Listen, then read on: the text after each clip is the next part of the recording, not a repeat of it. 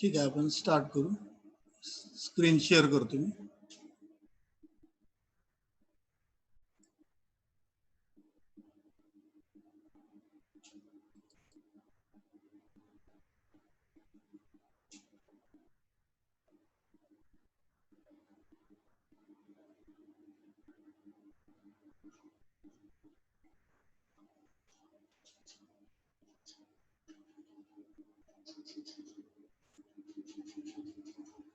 Screen दिसते सगळ्यांना? दिसते सर. हा, ठीक आहे.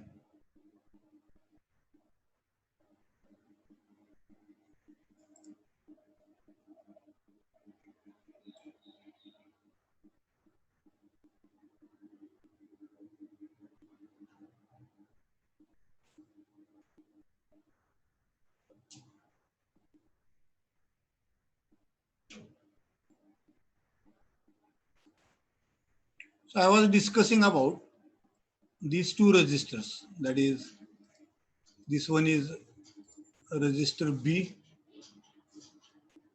and this one is register A. These two registers are quite important registers in the microcontroller because many of the operations like arithmetic operation, for example, multiplication, division, all these, they are related to these A and B registers. So we have many instructions which are using these two registers, accumulator and register B. Whenever we are discussing the instruction set of microcontroller, at that time we will see how we make use of these two registers, register A and register B. Okay. Now, a register A is also called as accumulator, that you must be knowing. In 8085 microprocessor also, we have studied that this is an important register in the microprocessor. Similarly, it is also an important register in microcontroller, accumulator register. Many of the operations, arithmetic, logic, data transfer, many of these instructions, they make use of this register A. Okay, so A is an important register. Now, you may see some more registers here. This is a temporary register. This is also temporary register. Suppose, and this is ALU. This is your ALU. Suppose I want to perform some arithmetic operation. Let us say I want to add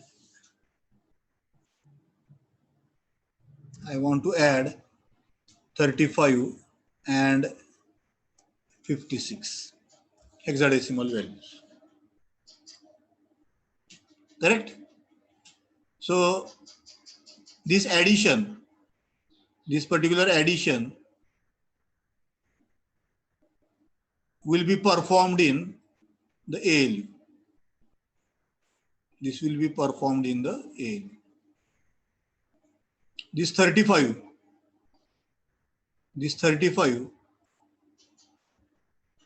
will be loaded in the temporary register 1, and this 56 will be loaded in the second temporary register. So in one temporary register, 35 will be loaded. In second temporary register, 56 will be loaded, and addition of these data values will be performed in the ALU. Okay. So who will supply the data? Temporary registers will supply the data.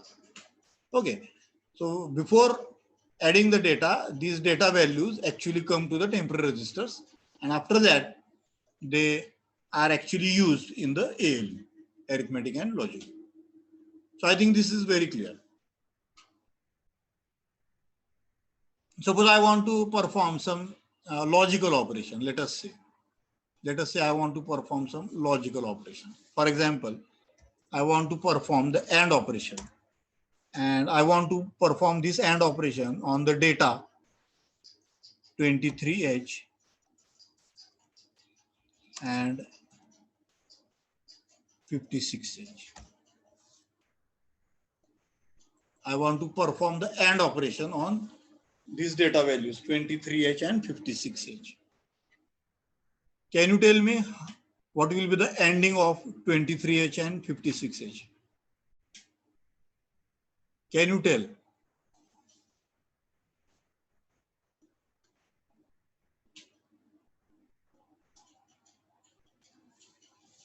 Can anybody tell me what is the ending of hexadecimal value 23H and 56H? करू शकता का तुम्ही?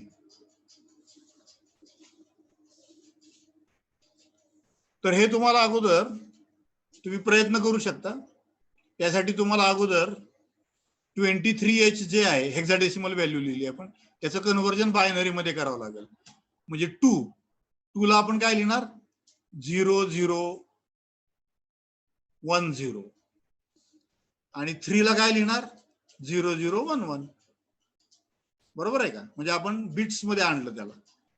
56 ला कसं लिहिणार 5 साठी 0101, 5 साठी आणि 0110 6 साठी. आता मी इथं लिहून दाखवतो तुम्हाला.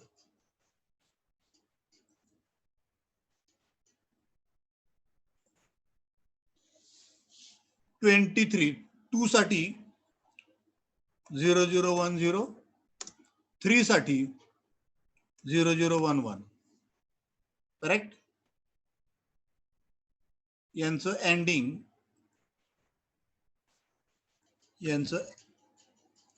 एंडिंग मला कशा बरोबर करायचंय? मला करायचंय 56 बरोबर. 56 म्हणजे 5 ला काय लिहिणार मी 0101 आणि 6 ला काय लिहिणार 0110.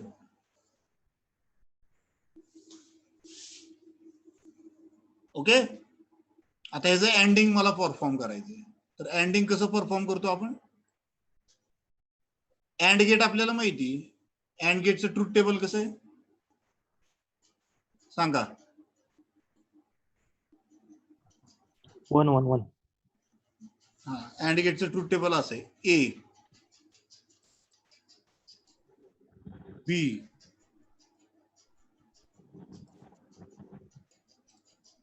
आणि Y आउट. बरोबर आहे.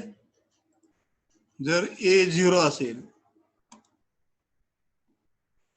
B पण 0 असेल, तर Y काय येणार 0. बरोबर आहे. हो. जर A 0 असेल आणि B 1 असेल समजा, तर Y काय येणार सांगा? 0. 0. बरोबर आहे. जर A 1 असेल आणि B 0 असेल, तर Y काय येणार 0. आणि शेवट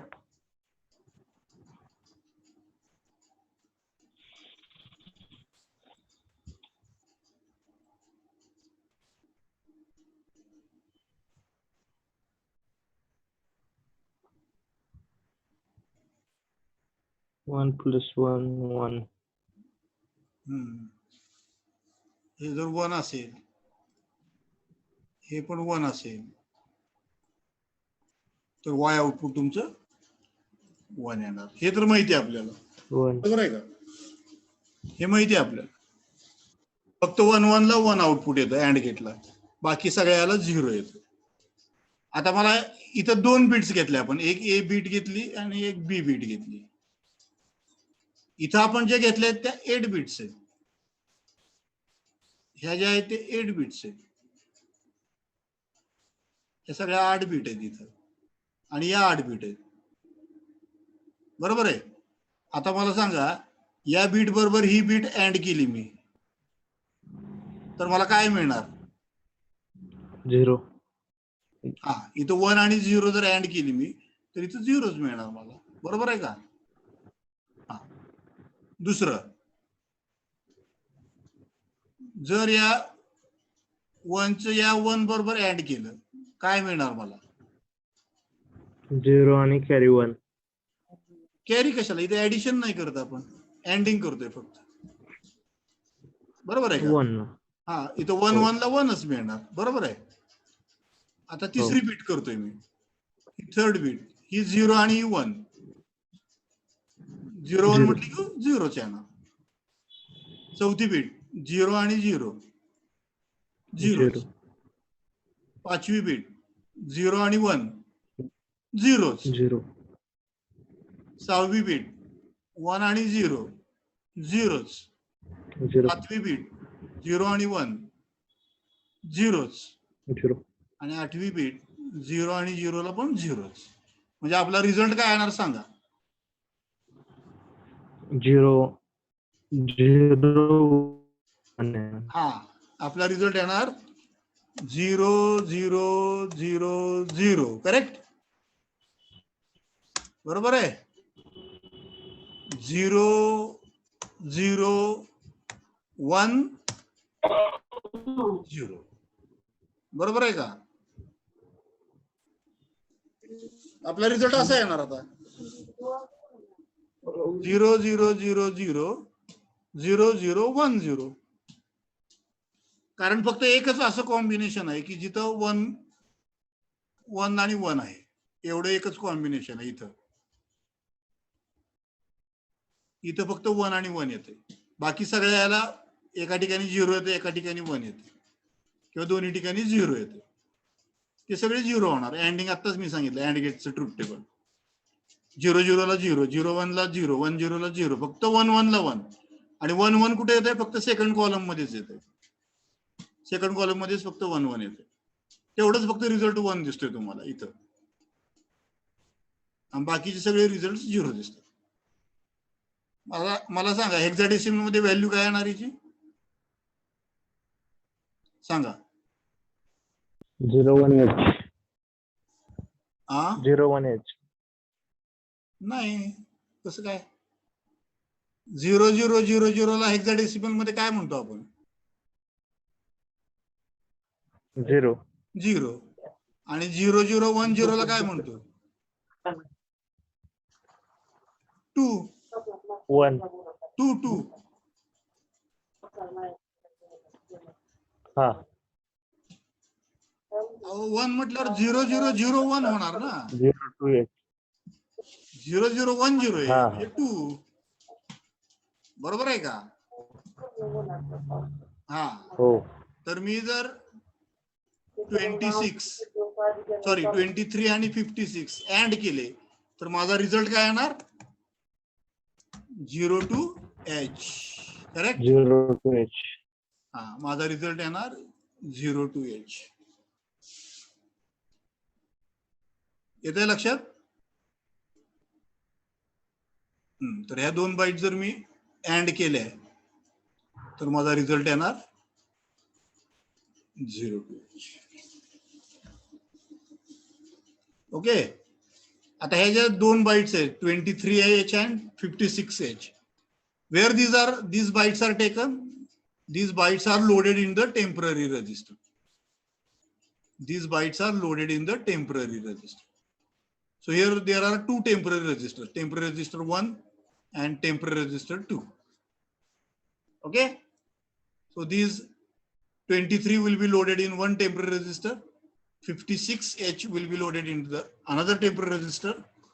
Then ending operation will be performed in the ALU, and the result you will get as 0 2 H. The result you will get as 0 2 H.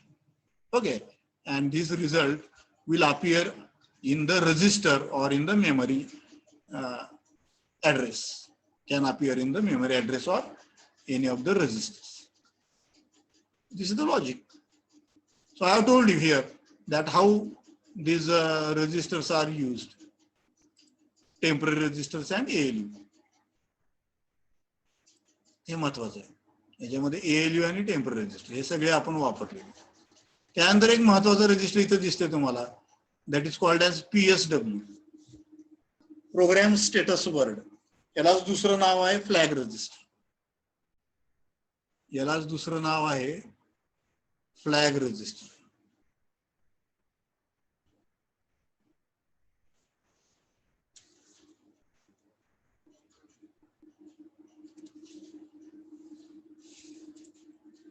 PSW लाच दुसरं नाव आहे फ्लॅग रजिस्टर. फ्लॅग रजिस्टर म्हणजे याच्यामध्ये फ्लॅग्स असतात. कोणते कोणते फ्लॅग्स आहेत? Zero flag, carry flag, sign flag, overflow flag, असे वेगवेगळे ऑक्झिलरी कॅरी फ्लॅग, असे वेगवेगळ्या प्रकारचे फ्लॅग्स त्याच्यामध्ये त्या रजिस्टरमध्ये आहेत. आपल्याला माहिती आहे जवळपास सर्व रजिस्टर्स मायक्रो कंट्रोलरमध्ये, सर्व एक्सेप्ट फ्यू, एक्सेप्ट एक दोन सोडले, बाकी सर्व रजिस्टर्स हे 8 बिट रजिस्टर्स आहेत. कारण मायक्रो कंट्रोलर हा 8 बिट मायक्रो कंट्रोलर, त्याच्यामुळे त्याचे सराउंडिंग रजिस्टर जे आहेत ते सगळे 8 बिटच आहेत. फक्त याला एक्सेप्शन दोनच रजिस्टर्स आहेत, ते म्हणजे प्रोग्राम काउंटर PC आणि DPTR, डेटा पॉइंटर रजिस्टर. हे दोन फक्त एक्सेप्शन्स आहेत, कारण हे दोन रजिस्टर जे आहेत ते 16 बिट रजिस्टर्स आहेत. कुठले कुठले सांगितले मी? प्रोग्राम काउंटर, त्याला PC म्हणतो आपण, आणि दुसरं आहे ते DPTR, डेटा पॉइंटर रजिस्टर. हे दोन रजिस्टर फक्त 16 बिट रजिस्टर्स आहेत. बाकी सर्व रजिस्टर्स मायक्रो कंट्रोलर मधले 8 बिट रजिस्टर्स आहेत. Correct? So why they are 8 bit registers? Because your microcontroller is a 8 bit microcontroller. It normally operates on 8 bit data. It normally operates on 8 bit data. शक्यतो 8 bit डेटावर तो काम करतो. अगदी क्वचित प्रसंगी 16 बिट डेटा वापरला जातो, नाहीतर शक्यतो 8 बिट डेटाच कंट्रोलरमध्ये 8 बिट कंट्रोलरमध्ये वापरला जातो. जर तुमचा मायक्रो कंट्रोलर 16 बिट असेल तर मात्र तुम्हाला काय दिसेल? सगळे बाकीचे रजिस्टर्स जे आहेत ते सुद्धा 16 बिट असणार आहे.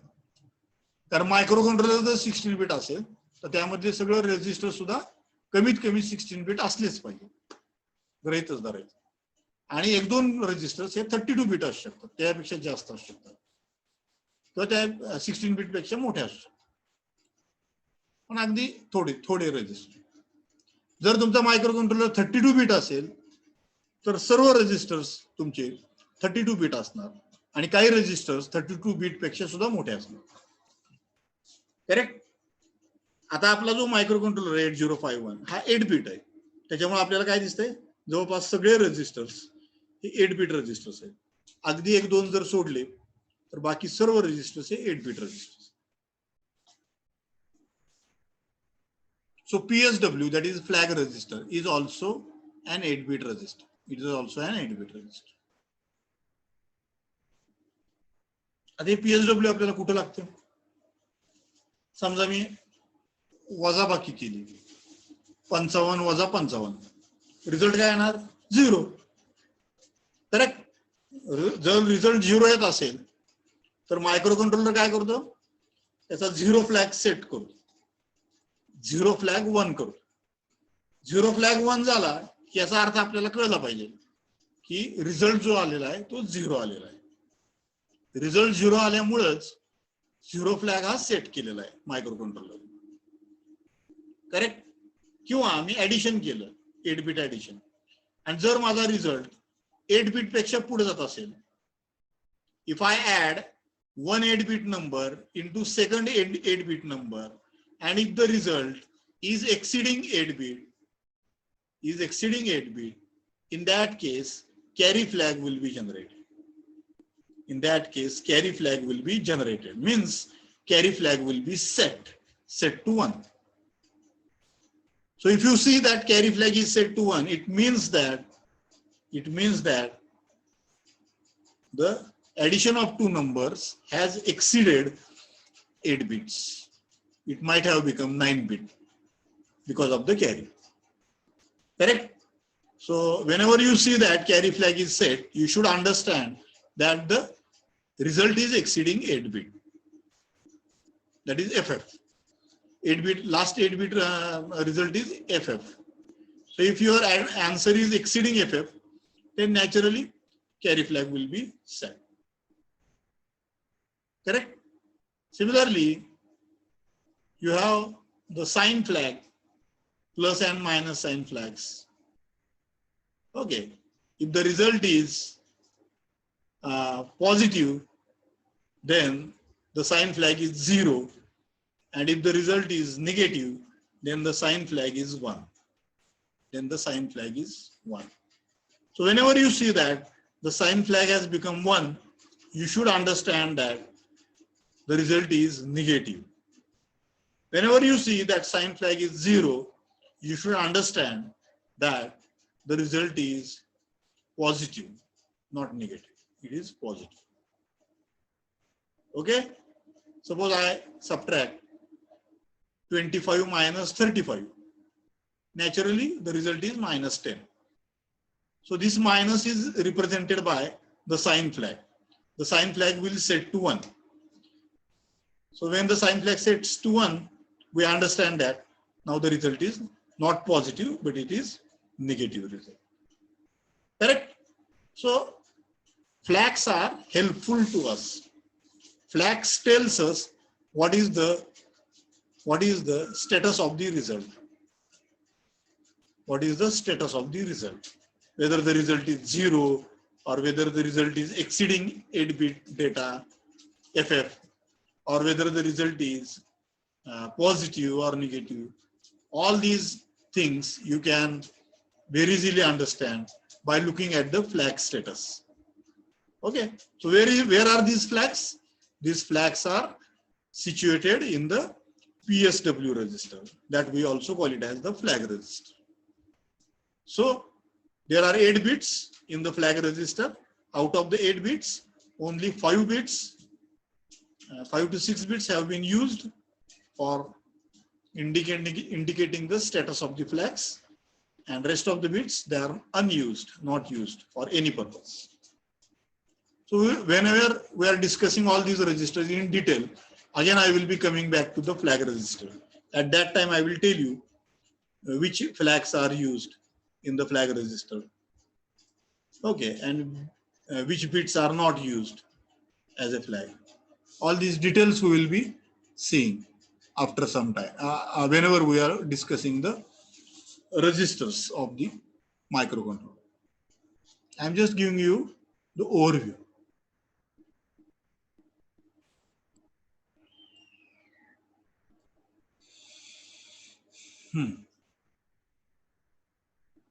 Now here you see one block, and this block is called flash. This flash is nothing but your EEPROM. It is nothing but your EEPROM. It is nothing but the EEPROM. Means ROM memory. Can you tell me what is the size of the ROM memory? What is the size of the ROM memory in microcontroller 8051? Kiti 1 ROM KB. memory? Huh? 1 KB. No.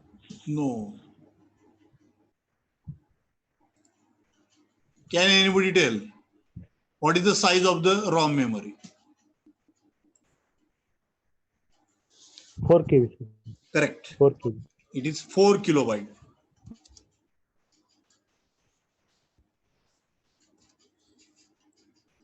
It is not 1 kilobyte, it is 4 kilobyte. That is the size of the ROM memory. I think in while we were discussing the different salient features of the microcontroller, I think I have told you that it is 4 kilobytes ROM memory and 128 bytes RAM memory. Okay, RAM memory we have already discussed. This flash is nothing but the flash ROM. मागच्या वर्षी तुम्हाला memory chapter होता, त्या memory chapter मध्ये आपण flash ROM घेतलेला आहे, आठवतंय का?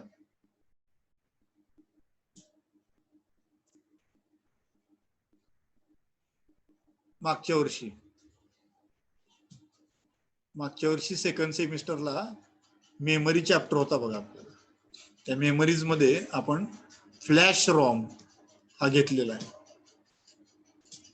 हा फ्लॅश रॉम इथं वापरलेला आहे बघा मायक्रो कंट्रोलर मध्ये. फ्लॅश रॉम म्हणजे काय?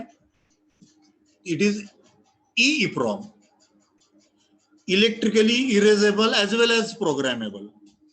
Electrically erasable as well as programmable read-only memory. EEPROM, electrically erasable programmable read-only memory. म्हणजे काय? इलेक्ट्रिकली म्हणजे व्होल्टेजच्या सहाय्याने आपण ती मेमरी इरेज करू शकतो, त्यातला पहिला डेटा आपण पुसून टाकू शकतो.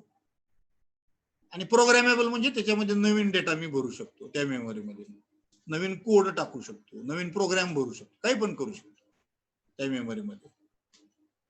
ठीक आहे. म्हणून त्याला इरेजेबल आणि प्रोग्रामेबल असं दोन्ही म्हटलेलं आहे. परंतु इरेजिंग आणि प्रोग्रामिंग दोन्ही इलेक्ट्रिकली केलं जातं. दोन्हीही इलेक्ट्रिकली केलं जातं म्हणजे व्होल्टेजच्या सहाय्याने केलं जातं. म्हणून त्याला electrically erasable programmable read only memory असं म्हटलं. Okay, I think this is very clear now. So you have 4 kilobyte of EEPROM.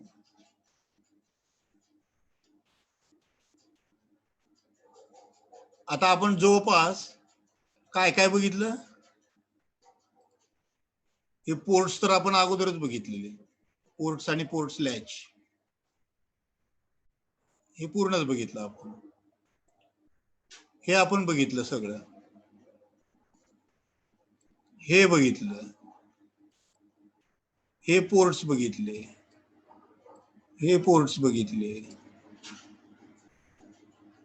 हे सगळे ALU वगैरे सगळं बघितलं. आता राहिलं stack. Stack pointer SP. Stack is a register. Stack pointer is a register, also 8-bit register. What is the use of the stack pointer?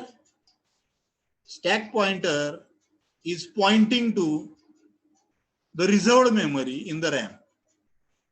काय म्हटलं मी? Stack pointer is pointing to some reserved memory in the RAM. आपल्याला माहिती 128 बाईटचाच RAM आहे आपल्याकडं. त्या 128 bite मधल्या मी समजा वरच्या 28 बाईट्स,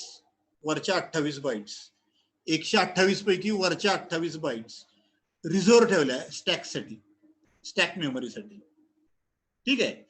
तर स्टॅक पॉइंटर मला दाखवल की कुठल्या ऍड्रेस पासून कुठल्या ऍड्रेस पर्यंत हा माझा रिझर्व्ह स्टॅक आहे, स्टॅक मेमरी म्हणून मी वापरणार आहे. आणि राहिलेली मेमरी मी माझ्या इतर कामासाठी वापरणार आहे. स्टॅक मेमरी कशासाठी लागते आपल्याला? Stack memory is used for temporary storage of the data. For temporary storage of the data. आता आपल्याला माहिती मायक्रो कंट्रोलर मध्ये रजिस्टर्स आहे.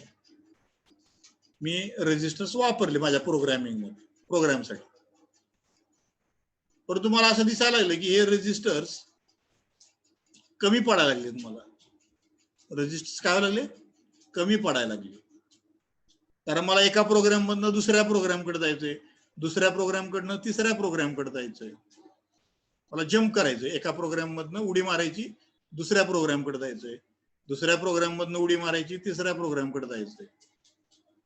तर मी ज्यावेळेस एका प्रोग्रामकडनं दुसऱ्या प्रोग्रामकडे जम्प करतो त्यावेळेस पहिल्या प्रोग्रामचा डेटा सेव्ह केला पाहिजे कुठंतरी. बरोबर आहे का? तिथं मी रजिस्टर वापरलेले आहेत पहिल्या प्रोग्रामला. त्या रजिस्टर मध्ये ऑलरेडी डेटा आहेच काही ना काही. तो डेटा जसा तसा राहायला पाहिजे. मग मी काय करणार? हा जो डेटा आहे त्या रजिस्टर मधला हा सगळ्या स्टॅक मध्ये नेऊन ठेवणार. हा सगळा डेटा मी स्टॅक मध्ये नेऊन ठेवणार. करेक्ट? मग मी दुसऱ्या प्रोग्रामकडे जाणार. दुसऱ्या प्रोग्राम मध्ये तेच रजिस्टर, मी ज्या पहिल्या प्रोग्राम मध्ये जे रजिस्टर वापरलेले तेच रजिस्टर मी दुसऱ्या प्रोग्राम मध्ये परत वापरू शकतो. तुम्ही म्हणताल मग पहिला डेटा आहे ना, सेफ आहे आता, कारण तो डेटा मी स्टॅक मेमरी मध्ये नेऊन ठेवलेला आहे, तो ऑलरेडी सेफ झालेला आहे. जरी मी हे रजिस्टर वापरले आणि ह्याच्यामधला डेटा जरी गेला तरी मला काय काळजी करायचं कारण नाही, कारण त्या डेटाची कॉपी स्टॅक मेमरीमध्ये मी रिझर्व करून ठेवली. Correct. So stack memory is a temporary memory where you can store your data of the registers. Correct. Where you can store the data of your internal registers which you have used, so that you can reuse those registers again in the second program. You can reuse the same registers in the third program. ठीक आहे. एका programme कडनं दुसऱ्या programme कडे jump करताना मी पहिल्या प्रोग्रामची जे काही रजिस्टर वापरलेले त्यांचा डेटा मी सेव्ह करणार स्टॅकवर आणि मग मी दुसऱ्या प्रोग्रामकडे उडी मारणार. अशा प्रकारे मी स्टॅक मेमरी वापरू शकतो. ठीक आहे. त्या स्टॅक मेमरीकडे लक्ष ठेवायला जो ऍड्रेस पॉइंटर दिलेला आहे त्याचं नाव आहे stack pointer. So stack pointer is a pointer which locates the stack memory, which locates the stack memory. किती स्टॅक मी वापरलेला आहे माझा डेटा सेव्ह करण्यासाठी ते मला स्टॅक पॉइंटर कडे बघून कळतं. Okay. So stack pointer is also an important register for us. So I think most of the things I have covered. आता फक्त तुम्हाला दिसतंय की हा एक भाग राहिला SFR and टायमर्स आणि हे एक रजिस्टर्स राहिलेले. एवढे 2 पार्ट आहेत ते आपण पुढच्या पिरियडला घेऊ, कारण आता जवळपास 1.5 तास होत आलेला आहे. 1-1.5 तास होत आलेला आहे. त्यामुळे आपण आता इथं थांबू आणि नंतर परत डिस्कस करू. फक्त एवढे 2च भाग राहिलेले तेवढे पूर्ण केले की आपला हा इंटरनल ब्लॉक डायग्राम पूर्ण झाला. ठीक आहे. त्यानंतर मग आपण डिटेल्स मध्ये परत स्टडी करायला चालू करू. I think this is clear. तुम्हाला काही डाऊट आहे का ह्याच्यात? काय कळालं नाही वगैरे सांगा. नाही सर, काय नाही. कळतंय मी काय सांगतोय ते सगळं? हो. This is the technical language. This is the technical language which I am speaking. So you should be now adaptive to this language. Correct?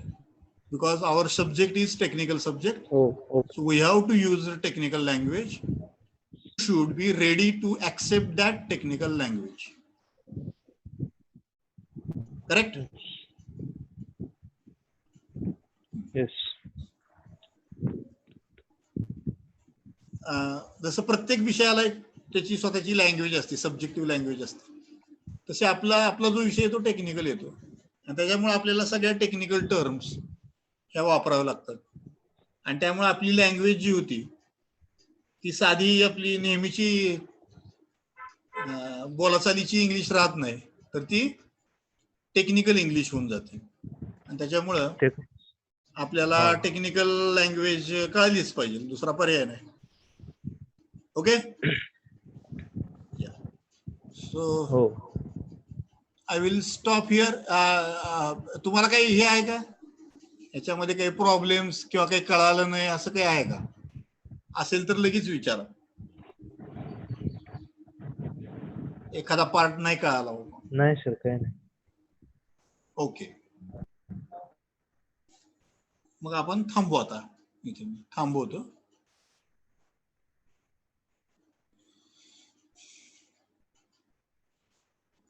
And I will end the meeting, कारण आता 4:30 झालेले. बरोबर आहे? जवळपास 1.25 तास आपण पूर्ण केलेला आहे. 1.25 तास. ठीक आहे. तर आपण थांबू आता. हा. हो. ओके.